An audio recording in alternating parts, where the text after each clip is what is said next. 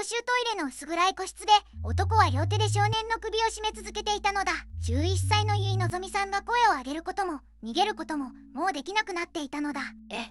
それって養父がやったの？そうなのだ。殺害後、足立優樹容疑者は家族に探しに行ってくると告げ、自ら遺体を山中へと運んだのだ。さらに遺体は合計4カ所に移動させられ、通学カバンや靴まで別々の場所に捨てられていたのだ。なぜ養父は我が子を殺した直後に捜索を装うことができたのかしら。まず由井のぞみさんについて話したいのだ。足立由井のぞみさんは当時11歳、南丹市立演武小学校に通う5年生だったのだ。まだ小学生だったのね。クラスメートによると、由井のぞみさんは明るくて友達思いの女の子で、休み時間にはよく友人たちと校庭を走り回っていたそうなのだ。将来は動物に関わる仕事をしたいと話していたと伝えられているのだ。そんな子がなぜこんな目に遭わなければならなかったのかしら。事件が起きたのは2026年3月23日の朝なのだ。この日、由井のぞみさんはいつものように学校へ向かうはずだったのだ。しかし養父の足立優樹容疑者が車で小学校近くまで移動した後、引き返す形で由井のぞみさんを連れ出し、市内の駐車場に設置された公衆トイレへと向かったのだ。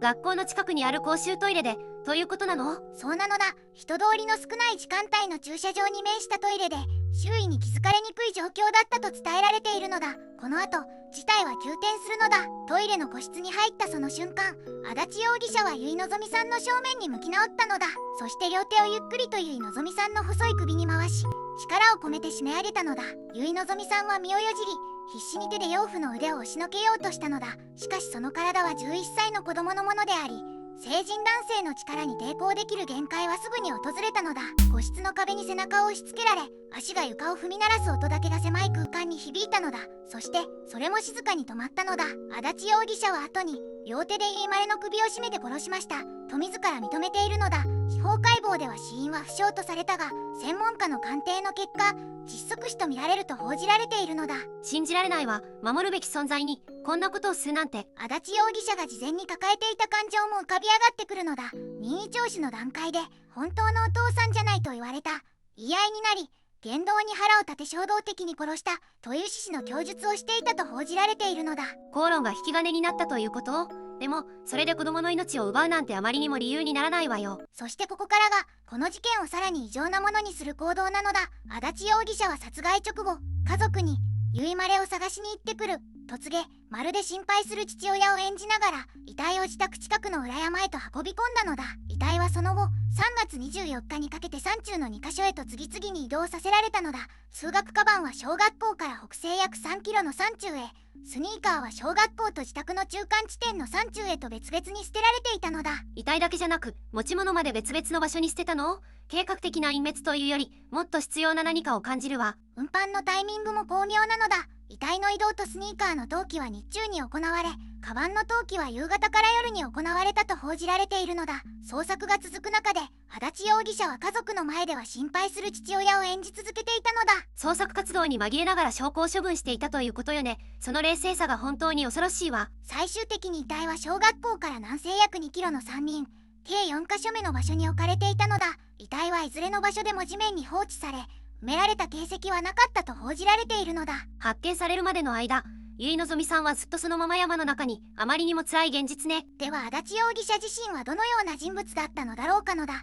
近隣住民によると、足立容疑者は普段から口数が少なく、感情の起伏を表に出さないタイプだったと語られているのだ。そういう人物が突然衝動的に行動したと供述しているのね。養父という立場でありながら由井のぞみさんとの関係に軋轢があったことは学校関係者の間でも薄々感じ取られていたという話もあるのだ。由井のぞみさんが教師に家に帰りたくないと漏らすことがあったとも伝えられているのだ。そんなサインがあったなら誰かが動けなかったのかしら。もどかしくてたまらないわ。逮捕後、足立容疑者は殺害も遺体の遺棄も一人でやったと供述し、共犯者の存在は否定しているのだ。衝動的だったと語る一方で、4カ所にわたる遺体の移動は非常に周到であり、供述内容との矛盾を指摘する声も出ているのだ。衝動的という言葉とあれだけ緻密な隠滅行為がどうしても結びつかないわよね。4月16日に死体遺棄容疑で逮捕された足立容疑者は、その後5月6日に府警によって殺人容疑で再逮捕されているのだ。取り調べの場でも感情をほとんど表に出さず、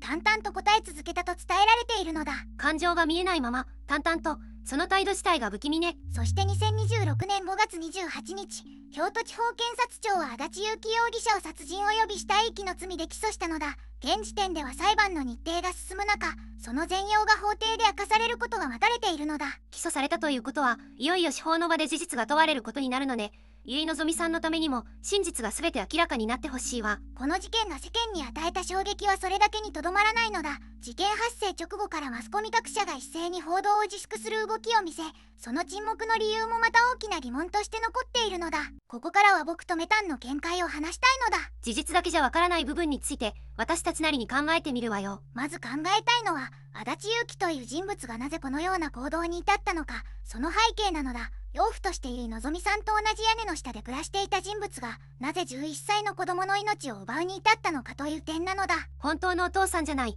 と言われて衝動的にという供述があったわね。でもそれだけで人を殺せるものかしら。そこなのだ。僕はあの一言が引き金になったとしても、引き金を引かせるだけの内側の何かが以前から蓄積していたはずだと思うのだ。養父という立場は血のつながりがない分だけアイデンティティが不安定になりやすい構造を持っているのだ。もし幼い頃から自分は認められていないという体験を繰り返していたなら、養子との関係でも同じ地雷を抱えていた可能性はあるわよね。その通りなのだ。反社会性パーソナリティ障害やサイコパシー傾向を持つ人物は幼少期に愛着形成が阻害された経験を持つケースが多いと専門家は指摘しているのだ。殺害後に探しに行ってくると家族に告げて遺体を移動し続けた冷静さは通常の衝動犯には見られない行動なのだ。衝動的に殺したと言いながら、その後は計画的に遺体を4箇所も動かしているわよね。それって衝動じゃなくて感情のスイッチをすぐ切り替えられる人間ということじゃないかしら。僕も同じ疑問を持つのだ。衝動と冷静が切り替わるこの二面性こそ幼少期に感情を抑圧し続けた結果として形成された人格の歪みである可能性があると思うのだ。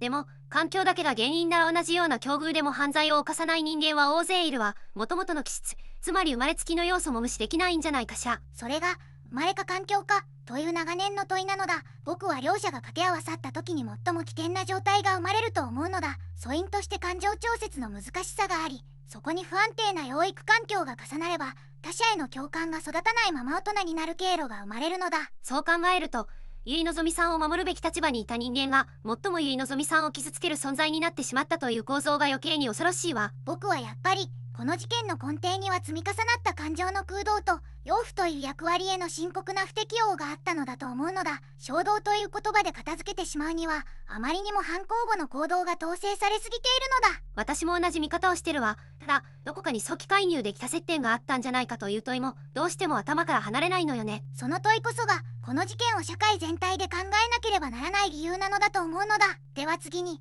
なぜこれほど長期間周囲の誰も異変に気づけなかったのかを考えたいのだ。足立容疑者は殺害後に探しに行ってくると家族に告げ、遺体を運びながら捜索を装い続けたのだ。家族にさえ気づかせなかったということを、それだけ普段から普通の父親として振る舞えていたということよね。そこなのだ。学校側も近隣住民も養父という関係性を外側から見れば家族の一員としか映らないのだ。養子縁組の過程に対して踏み込んだ確認をする制度的な仕組みがこの段階では機能していなかったと考えるのだ。でも由井のぞみさんは小学校5年生なら担任の先生や友人が何か感じ取れた可能性もあったんじゃないかしら。僕もその点は大きいと思うのだ。由井のぞみさんが本当のお父さんじゃないと養父に言えるような言葉を持っていたということは家庭内に何らかの緊張が存在していたと考えられるのだ。その言葉が届く場所が学校や相談窓口に用意されていれば結果は違ったかもしれないのだ。子供が助けてと言える場所が実際にはどれだけ機能していたのか改めて問い直さないといけないわよね。児童虐待の相談件数は年々増加しているにもかかわらず、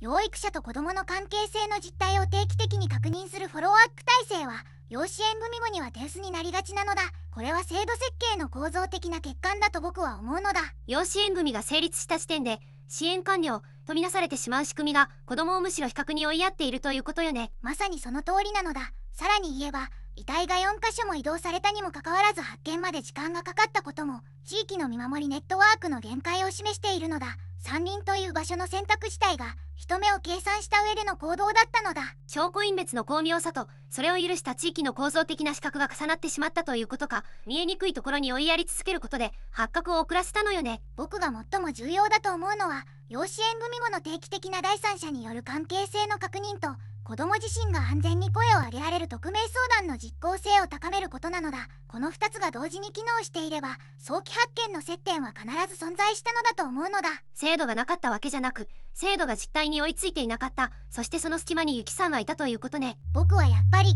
この事件は個人の残虐性だけで語ってはいけないのだと思うのだ。養子縁組後のフォロー体制と子供の声を社会が受け取る仕組みの脆弱さがユキさんを見えない場所に閉じ込め続けた構造的な問題なのだと断言したいのだ。私も同じ見方をしているわ。一人の子供が亡くなるたびに制度を見直すと言いながら、また同じ資格で次の子が傷ついている。その繰り返しをもう終わりにしなければいけないわよ。ユキさんの命がこの社会の仕組みを変えるための問いかけとしてきちんと受け取られなければならないのだと思うのだ。というわけで今回は2026年3月に京都府南丹市で起きた足立由紀さん殺害事件を解説したのだ。どうだったメタン？制度の隙間に子供は置き去りにされるという構造的な問題がこれほどはっきり見えた事件はなかなかないわ。仮説パートで話した養子縁組後のフォロー体制の脆弱さは本当に深刻だと感じたわ。ユキさんはまだ11歳でこれから何でもできた子だったのだ。その命が守られるべき場所で奪われたという事実を僕たちは絶対に忘れてはいけないのだ。ユキさんのご冥福を